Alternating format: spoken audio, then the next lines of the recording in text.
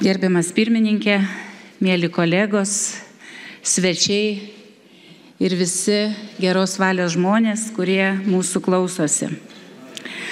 Kai 1949 m. balandžio 4 dieną tūkstančiai lietuvių, latvių, estų lipo iš gyvulinių vagonų Jakutijoje, Krasnojarske, Chabarovske, Omske, Tomske, Novosibirske, Irkutske ir kitur šaltoje Sibiro žemėje, jie nežinojo, kad tą pačią dieną Vašingtone 12 laisvojo pasaulio valstybių vadovų įkūrė NATO, Šiaurės Atlanto sutarties organizacija. Vos 6 savaitės iki Vašingtono sutarties pasirašymo Minaičiuose prie Radviliškio 8 laisvės kovotojų apygardų vadai drėgname bunkeryje po klėtimi taip pat priėmė dokumentą, surašydami iš esmės tuos pačius demokratijos ir laisvės principus, kurie yra išdėstyti ir Vašingtono sutartyje. Naujojo aljanso nariai Vašingtone pareiškė, kad yra įsipareigoję ginti laisvę, saugoti bendrą palikimą ir civilizaciją, vadovaujantis demokratijos, individo laisvės ir įstatymo viršenybės principais. Jie sutarė gintis kartu, jei kuris nors vienas bus užpultas ginklu. Minaičių deklaracijoje buvo įvardintos labai panašios vertybės. Partizanų vadai pareiškė, kad Lietuvos laisvės kovos sąjūdžio taryba, prisidėdama prie kitų tautų pastangų sukurti pasaulyje teisingumu ir laisvę pagristą pastovią taiką, besiremiančią pilnutiniu įgyvendinimu tikrosios demokratijos principų, prašo visą demokratinį pasaulį pagalbos savo tikslams įgyvendinti. Šiandien bunkerio signatarų svajonė yra išsipildžiusi. Lietuva prieš 15 metų tapo stipriausio demokratiją ir laisvę pasaulyje ginančio aljanso nare. Kova dėl laisvės nebuvo pralaimėta. Kai 1990 metais atkūrėme nepriklausomybę, demokratinis pasaulis nors ir žavėjosi Lietuvos drąsa, tačiau vyriausybių vadovai nelaukė mūsų išskėstomis rankomis. Visi su didžiulėmis viltimis žiūrėjo į perestroikos autorių Michailą Gorbačiovą ir dėl to mūsų nepriklausomybės siekių turėjo nemažai baimių. Pirmasis istorijoje neoficialus Lietuvos delegacijos, vadovaujamos aukščiausiosios tarybos pirmininko Vytauto Landsbergio vizitas į NATO būstinę įvyko po metų, 91 gegužės 31 dieną. Kadangi tuo metu nebuvo įmanoma suorganizuoti oficialaus susitikimo, Lietuvos delegacijos apsilankymui NATO būstinėje tarpininkavo Danijos misija prie NATO.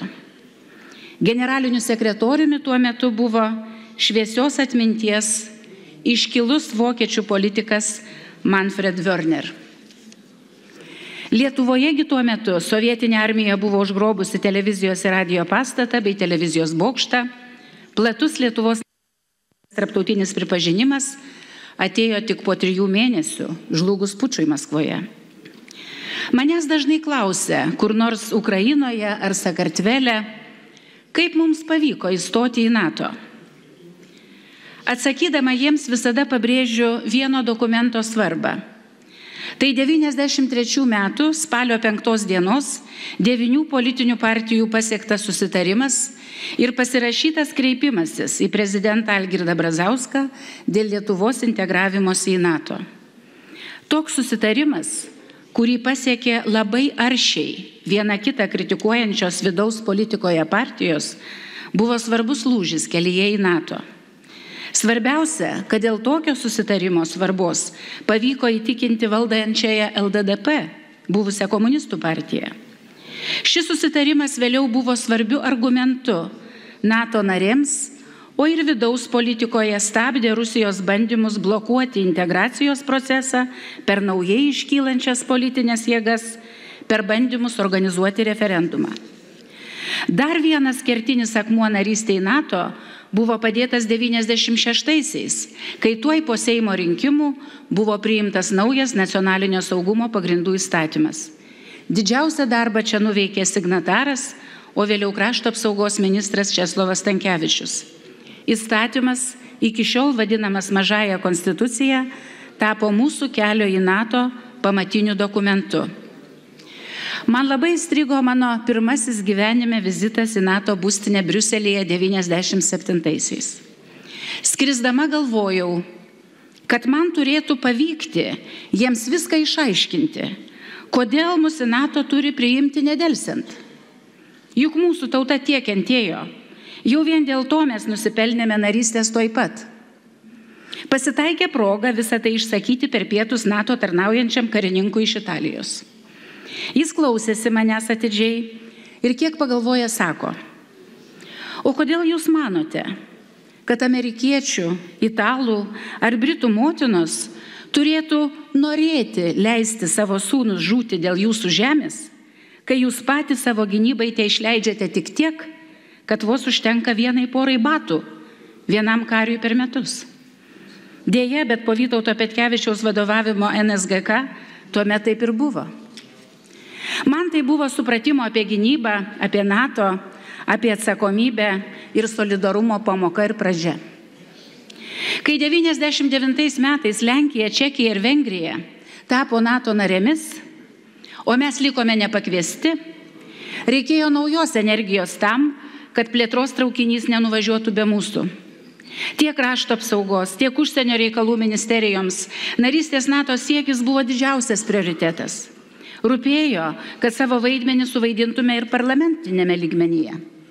Įkūrėme NATO reikalų komisiją. Labai aktyviai dirbo mūsų delegacija NATO parlamentinėje asamblėjoje. Čia noriu prisiminti Vytautą Dudėną. Delegacijos vadovą tuomet, kai pavyko įtikinti kitų šalių parlamentarius, jog ir ne NATO šalies sostinėje Vilniuje verta surengti pirmąją istorijoje parlamentinės asamblėjos sesiją. Ji įvyko 2001 metais, jau tada ir pati dalyvavau, todėl mačiau, kaip keitėsi senųjų narių požiūris į mus. Jų akimis mes buvome nedidelis nuo sovietinės Rusijos atskilęs žemės lopinėlis. Tačiau atvykę čia, jie pamatė vakarietiškos architektūros Vilnių ir tūkstančių žmonių, atėjusių pasveikinti NATO ir išreikšti savo norą būti su laisvuoju pasauliu. Svečiams, pripratusiems prie įvairių rūšių antiglobalistų demonstracijų prieš NATO, tai buvo įspūdingas reiškinys. Kita diena, man jausmais panašiai į kovo 11-ąją, buvo 2002 metais. Per istorinį Lietuvai NATO viršūnių susitikimą Prahoje. Jau žinojome, kad Lietuva sulauks pakvietimo prisijungti prie aljanso. Ta dieną Andriaus Kubiliaus iniciatyva sugalvojome į Seimo kavinę pakviesti žmonės iš Seimo, iš Kamo, Urmo, visus, kam ši diena vainikavo ilgametes pastangas tapti NATO nariais. Nors viskas vyko spontaniškai, susirinko daugybė žmonių. Stebėjome televizoriuje visi drauge, kaip tuometinis NATO generalinis sekretorius Džordžas Robertsonas paskelbė, kad Lietuva, Latvija, Estija, Slovakija, Slovenija, Rumunija ir Bulgarija kviečiamos pradėti derybas dėl narystės. Kėlėme vyno taures, džiaugiamės, svarstėme ateities planus. Pamenu, kai vienas kolega iš politikos ekspertų sakė, jog dabar Lietuvoje bus labai nuobodu gyventi. Nebus jokių iššūkių. Gyvensim nuobodžiai lyg koks Liuksemburgas. Euforija truko neilgai. Ji galutinai baigėsi po Rusijos agresijos prieš Ukrainą 2014 metais. Visi suprato, kad nuobodu tikrai nebus. Tačiau iš kitos pusės Putinas pažadino NATO ir aljansas šiandien vėl sugrįžo prie savo pamatinių Vašingtono sutarties nuostatų. Ukrainiečių Maidanas išgelbėjo mus, nes taigi ataka, jeigu visi Europoje bei už Atlanto ir toliau būtų gyvenę svaiginančiomis nusiginklavimo ir amžinos taikos nuotaikomis, galėjo būti nutaikyta į mus. Per mus turėjo būti testuojamas nepasiruošęs NATO ir vakarų demokratijų gebėjimas apsiginti. Iššūkiai niekada nesibaigia. Šiandien demokratijos ir laisvės gynimo frontas eina ne tik rytų Ukrainoje, kur ir dabar, kai mes su jumis džiaugiamės gražia sukaktimi, Galbūt žuvo dar vienas jaunas ukrainietis. Šiandien demokratijos gynimo frontas eina per kiekvienus rinkimus Europoje, kai vėl ir vėl reikia ginti laisvę. Laisvę be melo, laisvę be purvinų Kremliaus pinigų. Vos prieš keletą dešimtmečių aš, Rešotų lagerio kankinio anūkė, negalėjau įsivaizduoti, kad stovėsiu prieš jūs ir kalbėsiu Lietuvai, mūsų sąjungininkams ir partneriams Lietuvos įstojimo į NATO 15 metinių progą, o netrukus dalyvausiu NATO 70-mečio renginiuose Vašingtone. Ačiū visiems, kurie svajonę padarėte realybę. Mes laiku suspėjome į paskutinį pro mūsų stotelę nuvažiuojančio traukinio vagoną. Tačiau šiandien turiu naujas svajones. Aš tikiu, kad rusai kada nors gyvens demokratiškoje šalyje. Gal aš jau to nebepamatysiu, bet gyvens. Jiems padės Ukraina, kuri mano svajonėse yra saugi, vakarietiška, stipri šalis NATO ir Europos Sąjungoje. Mano svajonėse yra europietiška Gruzija, Sakartvelo, kurios žmonės to nusipelnė.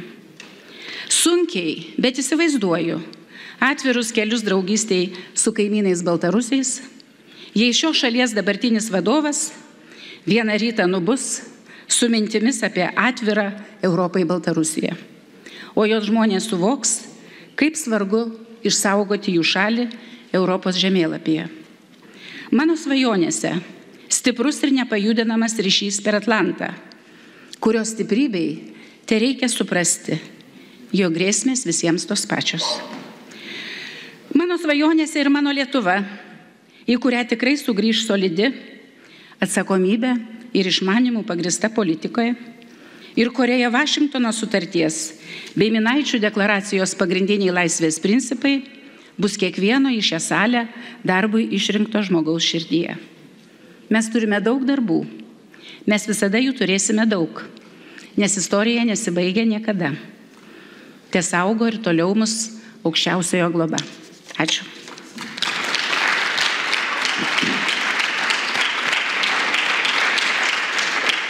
Dėkojame.